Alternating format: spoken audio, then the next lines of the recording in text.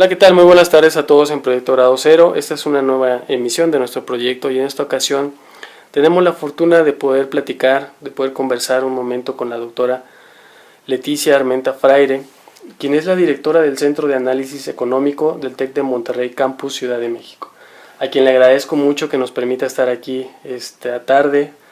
Doctora, muchísimas gracias, gracias por aceptar pues conversar con nosotros sobre todo de este tema tan importante que es la propuesta de reforma energética presentada por el Ejecutivo hace unas semanas. Y bueno, doctora, usted tiene dentro de sus publicaciones pues algunas notas respecto a precisamente petroquímica y esta parte del petróleo. ¿Cuál es la situación actual, doctora, que nos puede platicar acerca del petróleo en México? Bueno, en realidad la industria petrolera ha ido cambiando a lo largo del tiempo en cuanto a su énfasis industrial. En las primeras etapas, en los años 60 y 70, las grandes inversiones de la industria tenían la visión de que el petróleo mexicano fuera transformado y en este sentido beneficiara a la industria. Propiamente se generó un gran complejo que venía desde la exploración, la extracción, la producción de hidrocarburos, tanto gas como petróleo, y luego se llevaban a la transformación, se inicia la transformación en refinación y después la generación de petroquímicos. Esta visión de un gran conjunto de actividades productivas en torno a una sola empresa, que en el caso nuestro es Pemex, tenía, insisto, como propósito que el petróleo ayudase a generar un proceso industrial en nuestro país.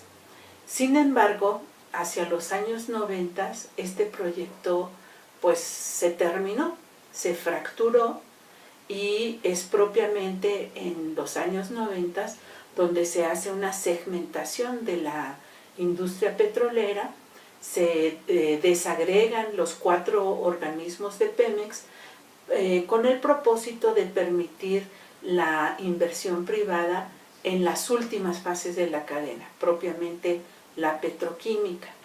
Sin embargo, por las condiciones en las que las leyes se establecieron, realmente la inversión privada a este nivel de los organismos de Pemex dedicados a la petroquímica no se dieron, aun cuando hubo incluso un cambio de legislación y se permitió que los privados comenzaran a producir petroquímicos incluso básicos. En la legislación, de acuerdo a lo que hay el día de hoy, el marco regulatorio permite que la iniciativa privada participe en esta producción. Lejos de haber incentivado la producción del sector privado, lo que provocó es que este sector privado importase del exterior los insumos petroquímicos. Y es así que se da una reversión de lo que era el proyecto inicial. Después de los años 80 es que vemos un alto crecimiento de las importaciones de petroquímicos, al grado tal que hoy por hoy la balanza comercial de la industria petroquímica es absolutamente deficitaria. Es decir, generamos unos cuantos petroquímicos, pero no somos autosuficientes para satisfacer la demanda industrial. Aquí es importante anotar que la petroquímica es la primer fase que genera insumos difundidos para más de 150 industrias. De ella dependen la industria automotriz, la textil, la de aparatos eléctricos y electrónicos, la de los recubrimientos para materiales de construcción. Es decir, es muy amplio hablar de todas las industrias que pueden precisamente a partir de la petroquímica tener estos insumos y generar obviamente valor agregado a través de la transformación. El hecho de que se haya roto el proyecto inicial, pues lo que hace es que ahora sitúa a esta gran empresa Pemex en una condición completamente diferente de lo que era su propósito inicial. Obviamente Pemex, al ser la empresa número 1 en el país, es una empresa que genera mucha riqueza, que tiene un nivel de empleo muy impactante para la economía mexicana, pues eso la hace muy atractiva para los diferentes intereses, tanto políticos como económicos. Y lamentablemente cuando se funden estos dos intereses, pues lo que provoca es una serie de prácticas no convenientes para el futuro propiamente de la empresa. Es así que en los años 2000 se conviene en una reforma inicial a este nivel energético, claro, en dar a Pemex un cariz de gobierno corporativo, de tal manera que pudiera emular a través de esa forma de gobierno decisiones más de tipo empresarial y menos de tipo político, como lo ha venido haciendo Pemex pues prácticamente desde su fundación. En los primeros años, antes de los 80s, esto no había mermado de manera fundamental por varias condiciones favorables que había en el entorno.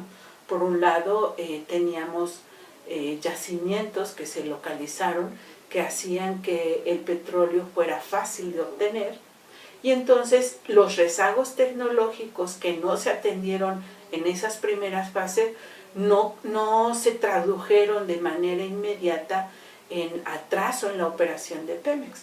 Sin embargo, cuando esta empresa a lo largo del tiempo, más de 40 años, va acrecentando esta complejidad en su organización, por un lado, por otro lado, pues los intereses ya creados de los mismos trabajadores de la empresa, también siendo honestos, pues también es cierto que hay intereses privados asociados a la empresa, porque finalmente hay una cadena de proveeduría muy importante a distintos niveles, desde las cosas más simples que tienen que ver con la burocracia hasta las cosas más complejas que tienen que ver con la tecnología y con la forma de explorar y explotar los hidrocarburos.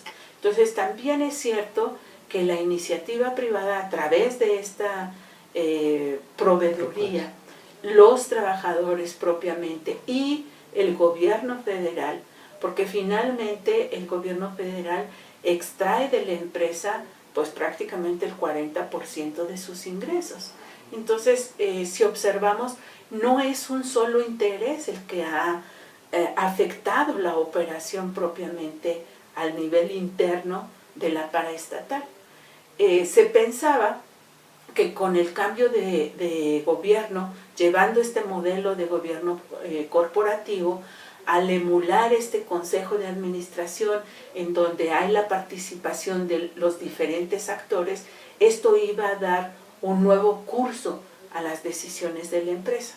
Lo cierto es que los pesos que hay hoy por hoy dentro de este consejo de administración pues no están en ningún sentido balanceados.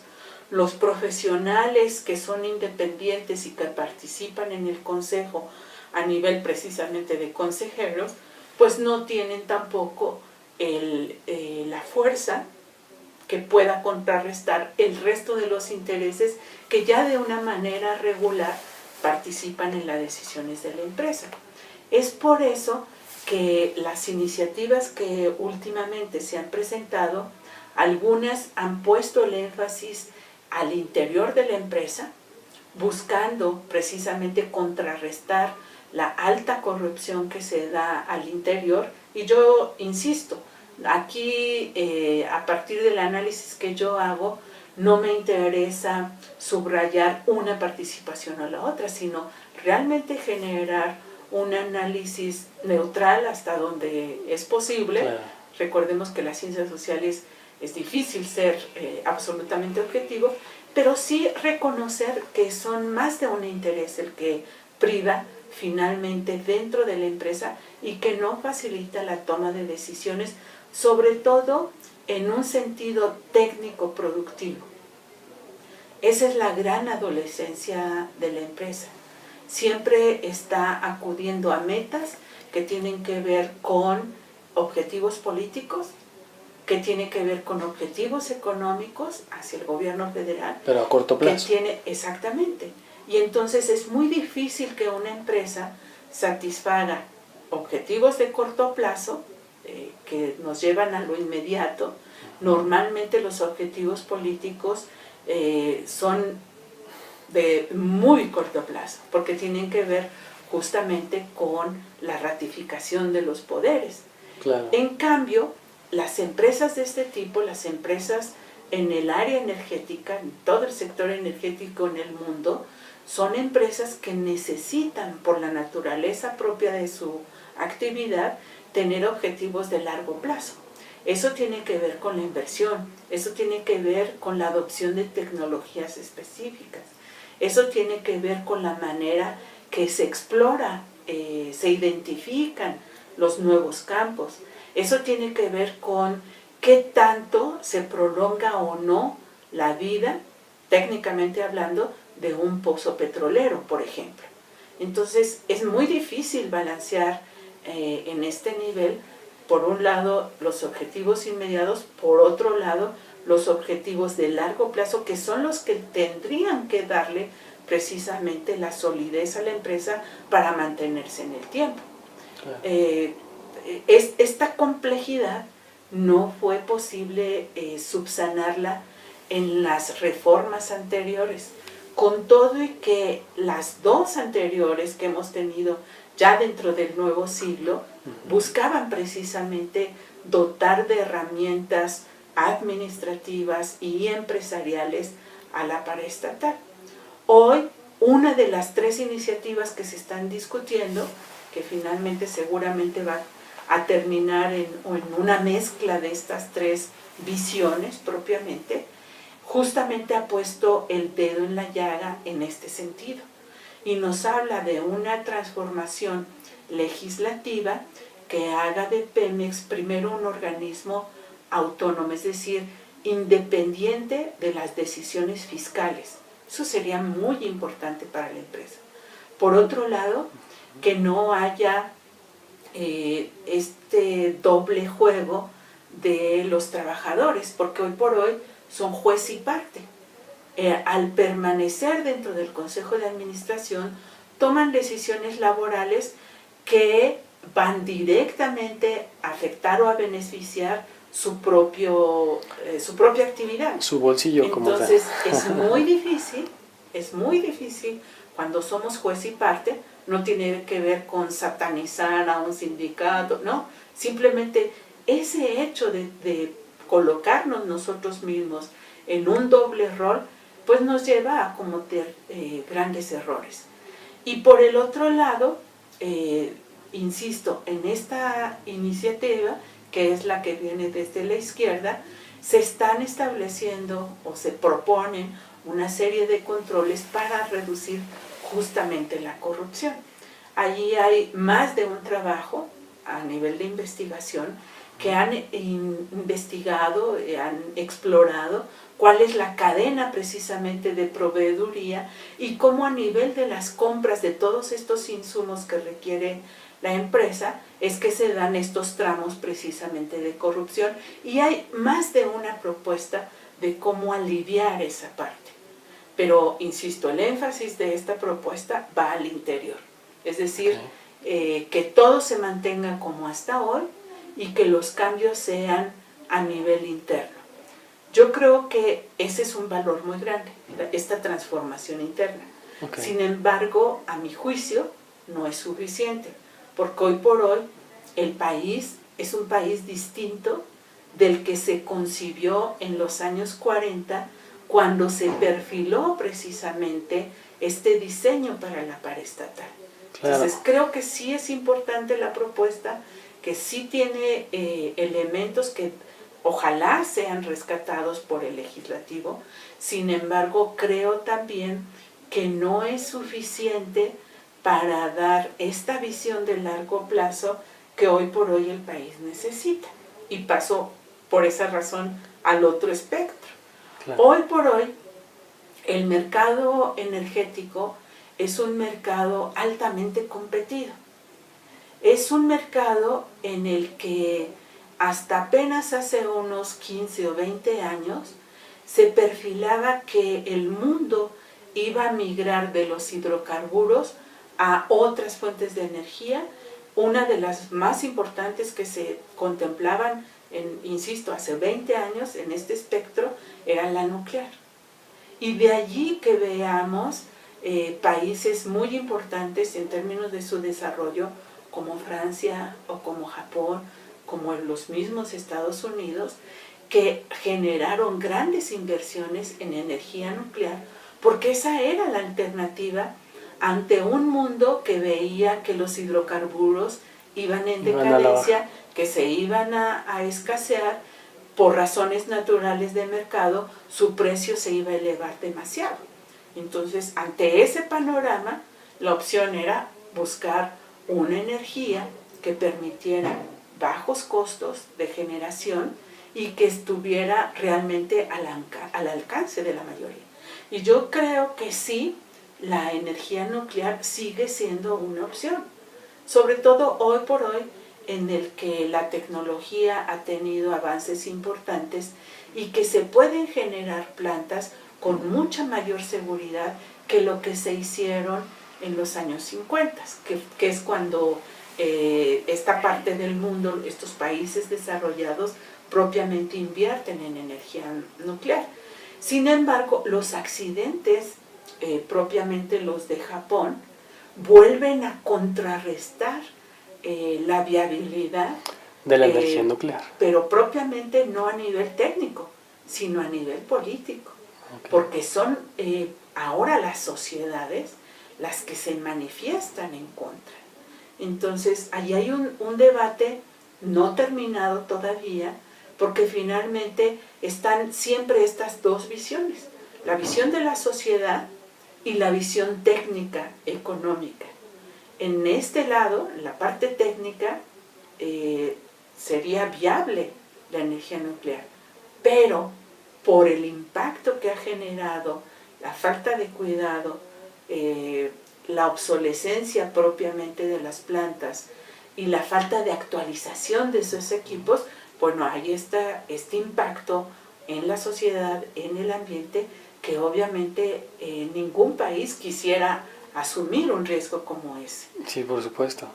Entonces, ante ese panorama y en la búsqueda de otras opciones de energía, se desarrollan en un primer momento las renovables. Sin embargo, en ese terreno, el inconveniente es que tanto la eólica como la solar, como la que depende de las olas del mar, se me va el nombre, pero todas ellas son por su naturaleza, es decir, dependemos finalmente de recursos naturales, el medio ambiente, no podemos predecir con exactitud cuánta cantidad de sol vamos a tener en los próximos 15 o 20 años. No podemos predecir con exactitud qué va a pasar cuando este cambio climático nos lleve a tener otros climas en las mismas zonas donde habitamos. Entonces, hay una serie de condiciones naturales que no está en nuestro control todavía, que la tecnología no avanza tanto como para tener la capacidad predictiva. Y por eso siempre se mantienen en un segundo término. Por eso es que la nuclear se mantiene siempre como la mejor opción una vez terminados los hidrocarburos. Esa parte de energía natural, como la solar, que ya usted mencionaba, doctora, ¿será un poco inviable también o se quedará como en segundo término porque es más costosa? ¿O porque no representa tal vez las utilidades que debería representar en el mercado? Sí, yo no creo que el límite para la solar en particular sea a nivel de los costos. Lo que pasa es que la falta de desarrollo tecnológico en esa línea de generación energética no ha sido tan amplia como lo ha sido en los otros terrenos, insisto nuclear, insisto hidrocarburos. Claro. Porque finalmente los hidrocarburos nos permiten una generación de energía muy barata, comparativamente hablando. Sin embargo, para climas como el africano, tendría que privilegiarse precisamente usar los recursos naturales y específicamente la solar. El solar. Nosotros en México tenemos la virtud o el beneficio, la bendición de que hay una cantidad de climas muy diversos dentro de la República. Lo viable para México sería que a través de las distintas zonas y regiones geográficas se privilegiara la generación que más fácilmente podemos acceder. En México tenemos no solamente las que he mencionado, sino también la geotermia como una gran posibilidad, porque particularmente en nuestro territorio tenemos esa capacidad en el subsuelo que nos permitiría esta otra generación. Pero finalmente, lamentablemente, los mexicanos no hemos puesto el énfasis correcto en la generación de innovación y tecnología. Y porque no es así, entonces tenemos que importar la tecnología. Y eso no afecta solamente a la industria energética, afecta a todas las actividades industriales en las que estamos inmersos. Es decir, no solamente es a nivel de los hidrocarburos, que obviamente nos afecta. Hoy que necesitamos ir a los océanos en una parte, o que necesitamos extraer de las rocas el gas litita o el aceite también asociado a las rocas, la tecnología no la hemos desarrollado nosotros. Y aunque hay un gran comercio de tecnología, es decir, podemos comprar esa tecnología, lo cierto es que las tecnologías se hacen de acuerdo a las necesidades que se busca satisfacer. Entonces habría que hacer no solamente la compra, sino la adaptación. Ese es uno de los grandes retos que tiene este país precisamente en generación de tecnología. Y por eso me refería al continente africano. En África hay varios experimentos de ciudades piloto, en donde son aldeas de muy bajos ingresos, en donde la misma construcción se genera con materiales de la región para hacer construcciones frescas por el tipo de clima, para generar energía a partir de las condiciones climáticas específicas de ese lugar, pero insisto, eso implica adaptación del conocimiento general. No es lo mismo la generación tecnológica en Europa o en los Estados Unidos, donde sus microclimas tienen poco que ver con nuestras situaciones, particularmente México, obviamente África, por lo que estaba mencionando, claro. Y tiene que haber una adaptación. Yo creo que el reto mexicano tiene que ver en ese camino. Sin embargo, no es tan fácil decretar, ¿no? O poner una ley cuáles son las mejores opciones y cómo debe de llevarse a cabo toda esta inversión. Nada más para poner un contraejemplo de lo que eso provoca. Claro. En México, la generación eléctrica se hace propiamente a partir de dos sustancias principales. Una es el combustorio, que es altamente contaminante, que en todo el mundo se ha desalentado su uso precisamente por la contaminación que genera, y el otro es el gas natural. En nuestro país, en los años 80, se decidió construir grandes plantas eléctricas que tienen esta facultad, es decir, usar dos combustibles, y le llamamos ciclo combinado, porque tienen esta capacidad de intercambiar el insumo del que pueden ser alimentados. Lamentablemente eso nos ha hecho dependientes del gas natural, cuando no somos productores de gas natural. Y en términos netos somos deficitarios de gas natural. Entonces, hoy, particularmente en el 2011 y 12, México se vio en una encrucijada, porque dadas las plantas que se construyeron en el pasado, que a mi juicio fue un error político el haber invertido en ese terreno y no en asegurarnos de tener los insumos suficientes para esa inversión, es que son las dos partes. Claro. Ese error lo que provocó es que en los años anteriores, el 11, el 12, desde el 10, el precio del gas natural se elevó muchísimo y empezamos a importar gas natural para producción eléctrica desde lugares lejanos, Asia, África y Suramérica. Entonces el solo traslado de esos materiales incrementa muchísimo el costo.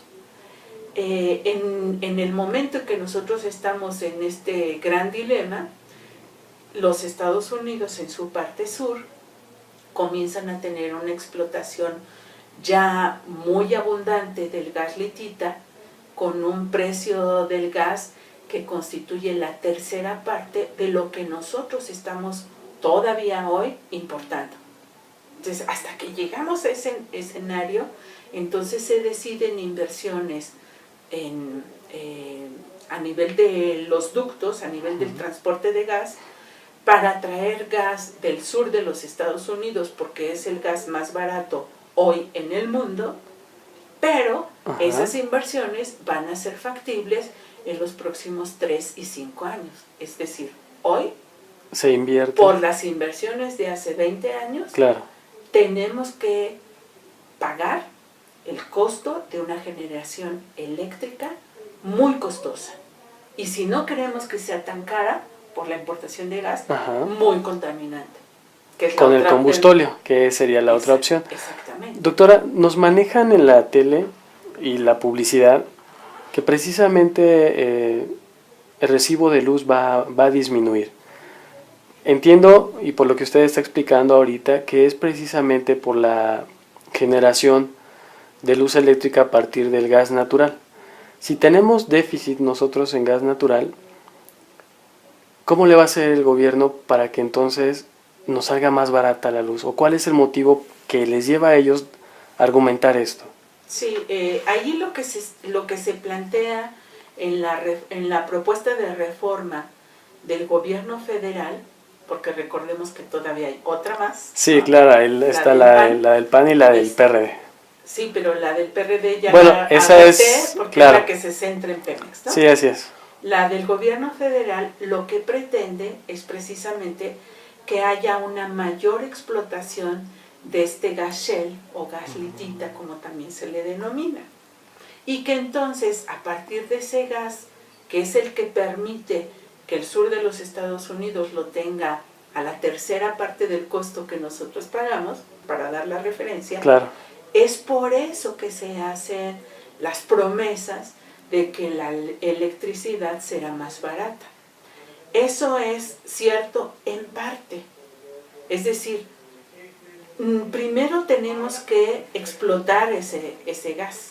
Así es. Segundo, tendría que haber una conducción de los yacimientos hacia las plantas generadoras de electricidad, que no es trivial.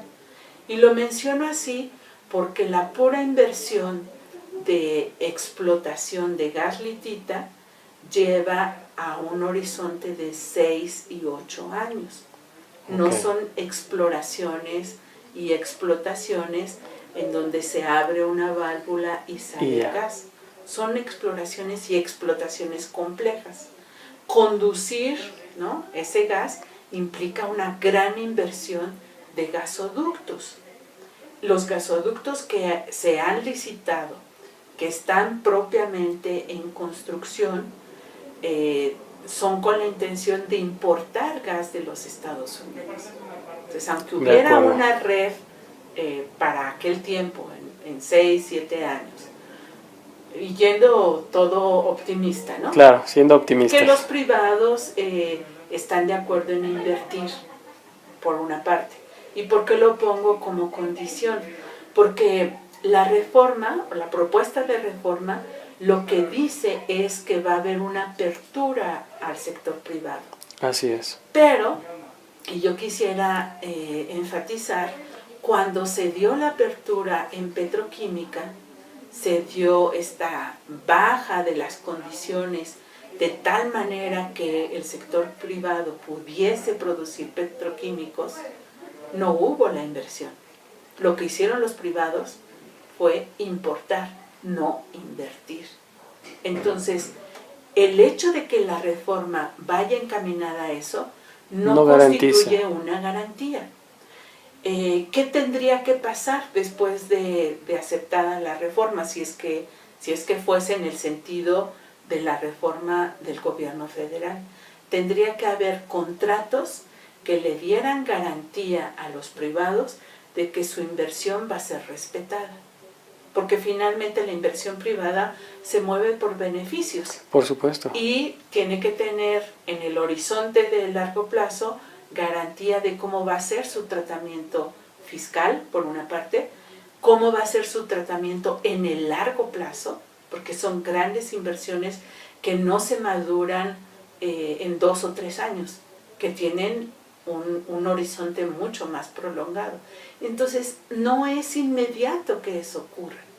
Y si eso no es inmediato, tampoco podemos garantizar que entonces van a ser exitosos en la exploración y explotación y que toda la cadena de generación de suministro se va a dar en ese sentido. Así Por eso es que puede ser un gran atractivo, sí, pero tiene que ver con las condiciones específicas de cómo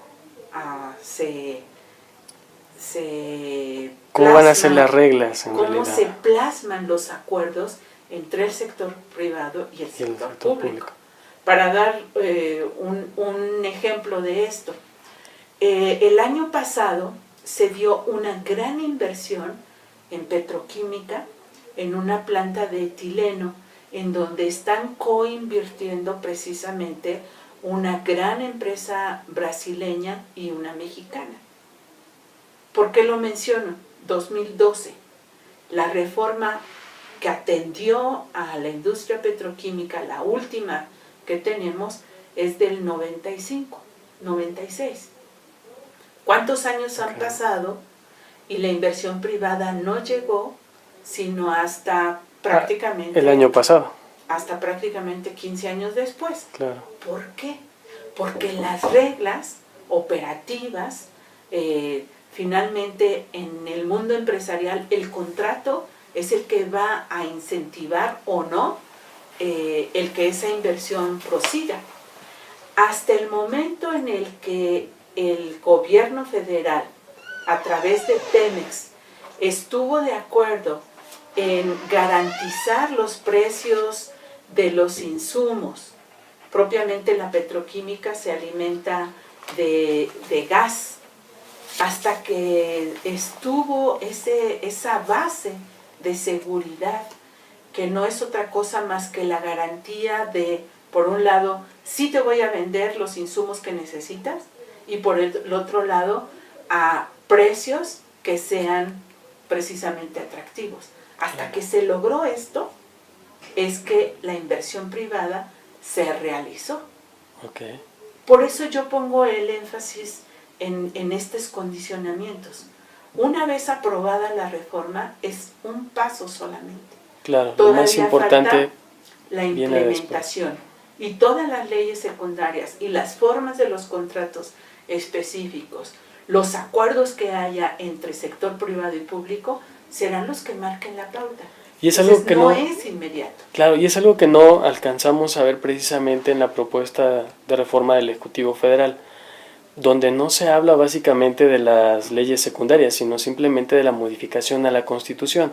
Entonces ahí queda como un vacío.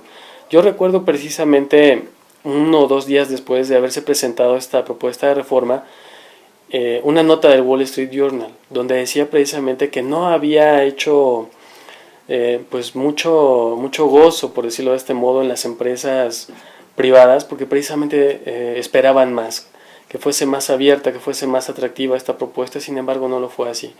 Doctora, comparando un poco con Brasil, y se ha especulado mucho de que Brasil es como el modelo a seguir, se habla también de que México no tiene la tecnología para poder llegar a aguas profundas, a explotar el gas lutitas. Algunos actores nos hablan de que México podría aprender esta tecnología precisamente. Realmente, ¿cuál es la verdad en este punto? Bueno, esta planta de etileno 21 que mencionaba es un buen ejemplo, porque allí hay una coinversión de una empresa mexicana con una empresa brasileña. ¿Por qué? Porque el brasileño está precisamente avanzado en esta línea tecnológica. Okay. Hoy por hoy, como mencionaba antes, la tecnología también está sujeta al mercado, es decir, se puede comprar y vender. Así es. Sin embargo, es necesario, por un lado, los recursos humanos que sean capaces de tomar esta tecnología y adaptarla e implementarla. No es nada más que me den la receta, sí, por sino supuesto. que Hay yo que tenga saber la usarla. pericia para usarla, exactamente. Entonces, allí hay un reto. Es importante mencionar que en esa área de recursos humanos sí es cierto que el país ha avanzado de manera muy importante. Hay una cantidad reconocida hoy por hoy en el mundo de que México está graduando muchos ingenieros y tecnólogos en general, más incluso el doble, de acuerdo a las cifras, el doble que lo que hace Alemania.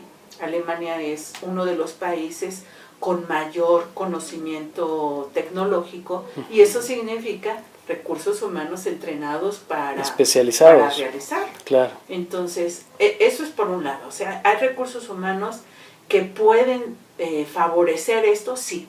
Sin embargo, estas industrias, la industria petrolera, la energética en general, pues sí implican una especialización muy importante.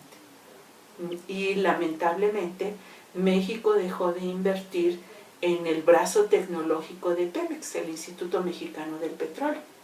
Y hoy por hoy hace pues trabajos marginales en todo este sentido. Sí se hablan de una adaptación tecnológica, sin embargo, pues no está probado, porque no lo estamos haciendo, no está probado que tengamos esa capacidad, ese éxito para en ir futuro por los recursos, y ambos, tanto aguas profundas como gas, litita, lutita o shell, como le queramos llamar, implica estos retos tecnológicos.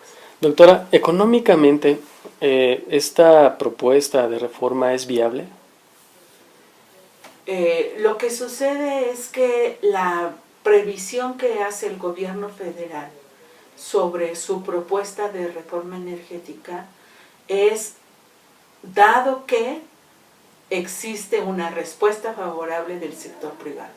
Si eso es así, y por eso son las cifras que ellos presentan, habría más de una empresa petrolera en el país. Es decir, no estaría solamente Pemex produciendo en esta línea de hidrocarburos, sino habría inversiones privadas que juntamente, a la par, paralelamente a Pemex, no necesariamente en coinversión, aunque también hay ese escenario de que haya participación conjunta, claro. Ellos viniesen. Pero yo vuelvo a insistir, y por eso quise mencionar el ejemplo de etileno 21, porque si bien la legislación cambió en los fines de los 90, lo cierto es que hasta el 2012 se logró concretar una inversión particularmente en ese terreno. Entonces, no hay una garantía, tiene que ver más bien con negociaciones, tiene que ver con la forma específica de los acuerdos entre estos dos sectores, el privado y el público, ¿Con qué tanto la inversión extranjera también puede participar en esto? ¿Bajo qué condicionamientos? Es decir, hay una serie de preguntas que hoy por hoy no están resueltas. Por supuesto, además Entonces, como... es muy difícil irnos al final de la película cuando todavía no se toman ni siquiera las primeras escenas. Por supuesto, hay muchos vacíos que no podemos saber todavía cómo llenarse hasta que veamos cómo se va dando esta aprobación, sobre todo de la ley, y después la participación, como usted bien dice, de la iniciativa privada. Doctora, ¿cómo tapar este boquete económicamente hablando? El 40% básicamente de los ingresos de Pemex se van a Hacienda y son utilizados dentro del gasto público, por decirlo así.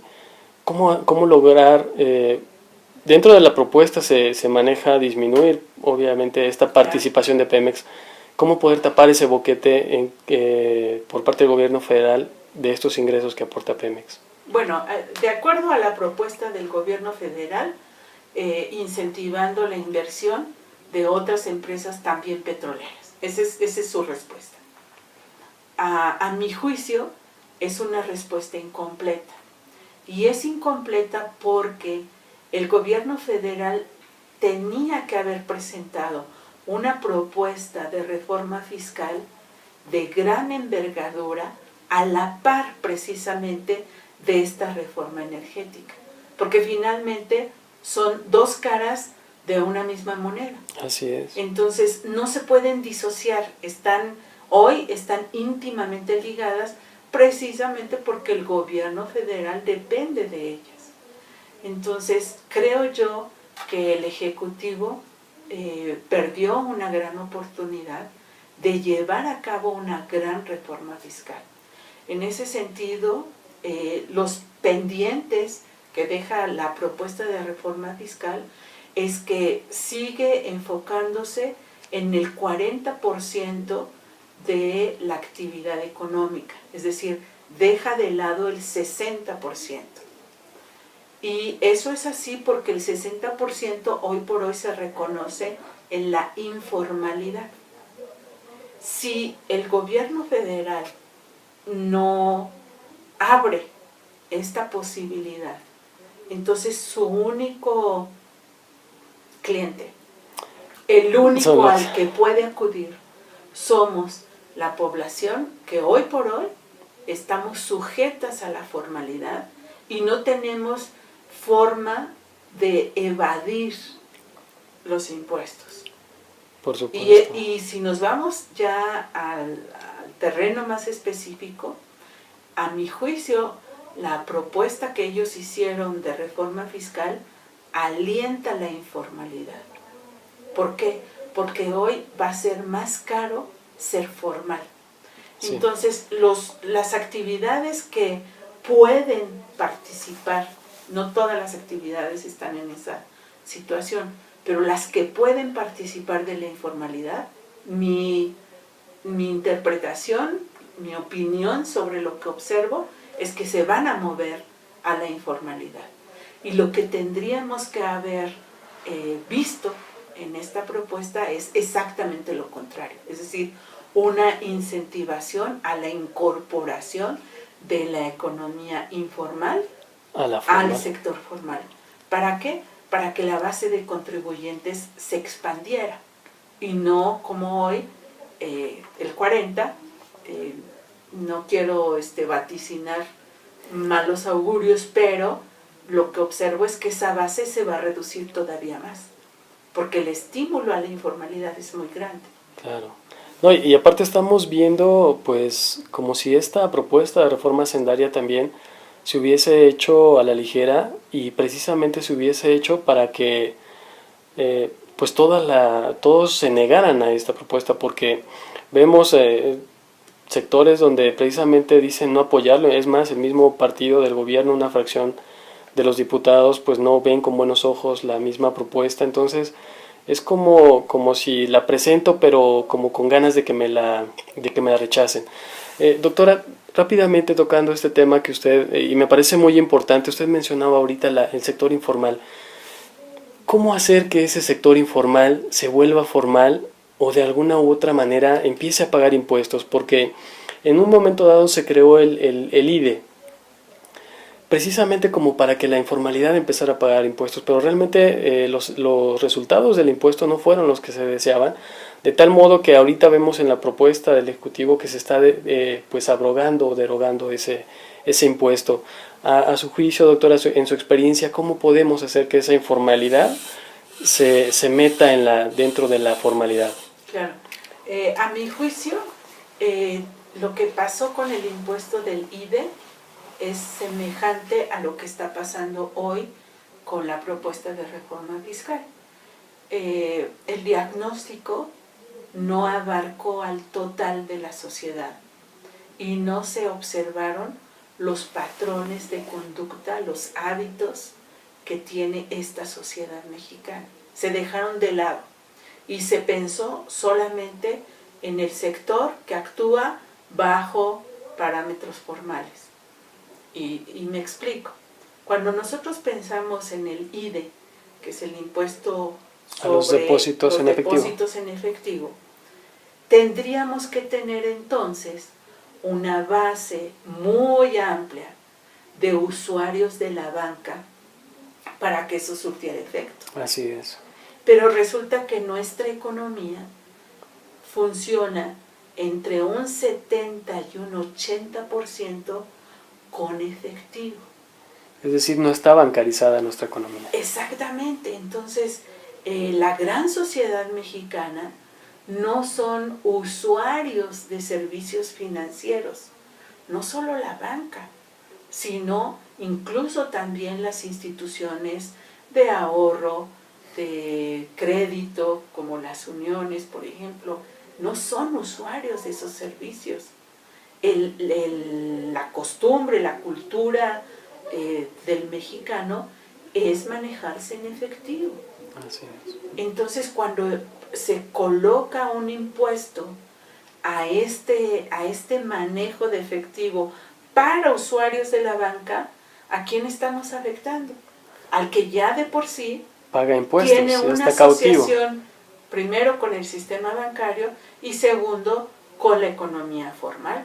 Entonces estoy dejando de lado otra vez a la gran mayoría de la población. Por eso es que el impuesto era improcedente. Está mal diagnosticado, está mal dirigido. No logran entender nuestras autoridades la dinámica económica de la sociedad. Entonces, mientras eso no se reconozca, pues las respuestas fáciles son estas. Claro. Porque la respuesta fácil es elevar la tasa de un ISR, claro, a los contribuyentes cautivos, a los que no tienen manera de generar sus ingresos de otra forma. Otra manera. Entonces, francamente, son miopías lo que ha orientado a estas reformas. Doctora, por último, un ingrediente especial que pudiese hacerle falta a esta propuesta de reforma hacendaria sería precisamente generalizar el IVA. Bueno, de allí volvemos otra vez a este tema del diagnóstico. Tendríamos que cerciorarnos de que precisamente el consumo de la mayor parte de la población se realiza a través de centros comerciales que tienen la capacidad de cobrar este impuesto. Yo preguntaría a la autoridad cómo carga el IVA a los tianguis o a los mercados de colonia o a las centrales de abasto, donde se realiza una parte del comercio impresionante en este país. Y en efectivo, como usted lo mencionaba. El manejo precisamente de los recursos es en millones de pesos, en menos de 5 horas al día y en efectivo. Así es. Está completamente fuera del espectro cotidiano lo que las autoridades están haciendo. Entonces sí tendrían que invertir, número uno, en investigar a su sociedad, en entender cómo funciona esta sociedad. Y por otro lado también tratando de poner en perspectiva el asunto, vuelve a haber este gran conflicto de juez y parte. Hemos visto en el último año las grandes acusaciones entre los partidos, unos y otros, por el gran manejo de recursos en efectivo para financiamiento de campañas políticas.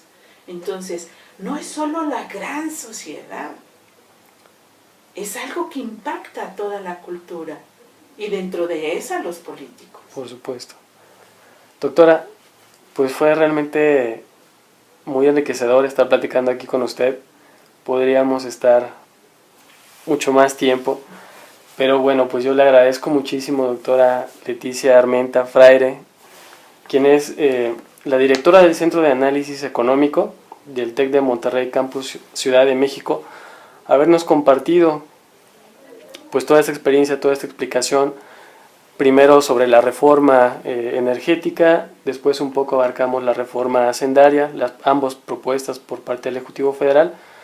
Doctora, muchísimas gracias. Al contrario, gracias. Espero que nos permita pues seguir platicando con usted más adelante, ahora que aprueben pues ambas reformas, sobre todo la energética y la fiscal. Y bueno, sería interesante pues hacerle llegar a todos estos actores políticos pues su teléfono para que pueda darles alguna idea de cómo funciona el mercado, de cómo funciona la economía en el país.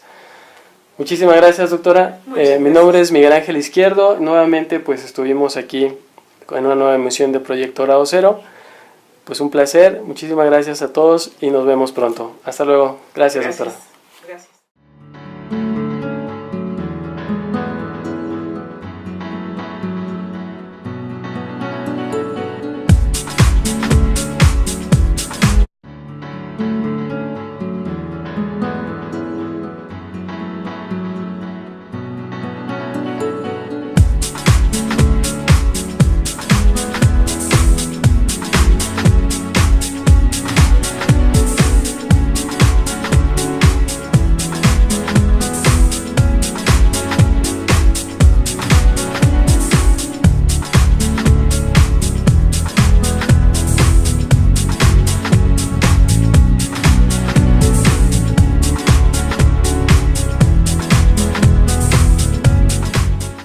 Hola, ¿qué tal? Muy buenas tardes a todos en Proyecto Grado Cero. Esta es una nueva emisión de nuestro proyecto y en esta ocasión tenemos la fortuna de poder platicar, de poder conversar un momento con la doctora Leticia Armenta Fraire, quien es la directora del Centro de Análisis Económico del TEC de Monterrey, Campus Ciudad de México, a quien le agradezco mucho que nos permita estar aquí esta tarde. Doctora, muchísimas gracias. Gracias por aceptar. La exploración, la extracción, la producción de hidrocarburos, tanto gas como petróleo, y luego se llevaban a la transformación, se inicia la transformación en refinación y después la generación de petroquímicos. Esta visión de un gran conjunto de actividades productivas en torno a una sola empresa, que en el caso nuestro es Pemex, tenía, insisto, como propósito que el petróleo ayudase a generar un proceso industrial en nuestro país. Sin embargo, hacia los años 90 este proyecto pues se terminó, se fracturó, y es propiamente en los años 90 donde se hace una segmentación de la industria petrolera, se desagregan los 4 organismos de Pemex con el propósito de permitir pues conversar con nosotros sobre todo de este tema tan importante que es la propuesta de reforma energética presentada por el Ejecutivo hace unas semanas. Y bueno, doctora, usted tiene dentro de sus publicaciones pues algunas notas respecto a precisamente petroquímica y esta parte del petróleo. ¿Cuál es la situación actual, doctora, que nos puede platicar acerca del petróleo en México? Bueno, en realidad la industria petrolera ha ido cambiando a lo largo del tiempo en cuanto a su énfasis industrial. En las primeras etapas, en los años 60 y 70, las grandes inversiones de la industria tenían la visión de que el petróleo mexicano fuera transformado y en este sentido beneficiara a la industria. Propiamente se generó un gran complejo que venía desde una reversión de lo que era el proyecto inicial. Después de los años 80 es que vemos un alto crecimiento de las importaciones de petroquímicos, al grado tal que hoy por hoy la balanza comercial de la industria petroquímica es absolutamente deficitaria. Es decir, generamos unos cuantos petroquímicos, pero no somos autosuficientes para satisfacer la demanda industrial. Aquí es importante anotar que la petroquímica es la primer fase que genera insumos difundidos para más de 150 industrias. De ella dependen la industria automotriz, la textil, la de aparatos eléctricos y electrónicos, la de los recubrimientos para materiales de construcción. Es decir, es muy amplio hablar de todas las industrias. La inversión privada en las últimas fases de la cadena, propiamente la petroquímica. Sin embargo, por las condiciones en las que las leyes se establecieron, realmente la inversión privada a este nivel de los organismos de Pemex dedicados a la petroquímica no se dieron, aun cuando hubo incluso un cambio de legislación y se permitió que los privados comenzaran a producir petroquímicos incluso básicos. En la legislación, de acuerdo a lo que hay el día de hoy, el marco regulatorio permite que la iniciativa privada participe en esta producción. Lejos de haber incentivado la producción del sector privado, lo que provocó es que este sector privado importase del exterior los insumos petroquímicos. Y es así que se da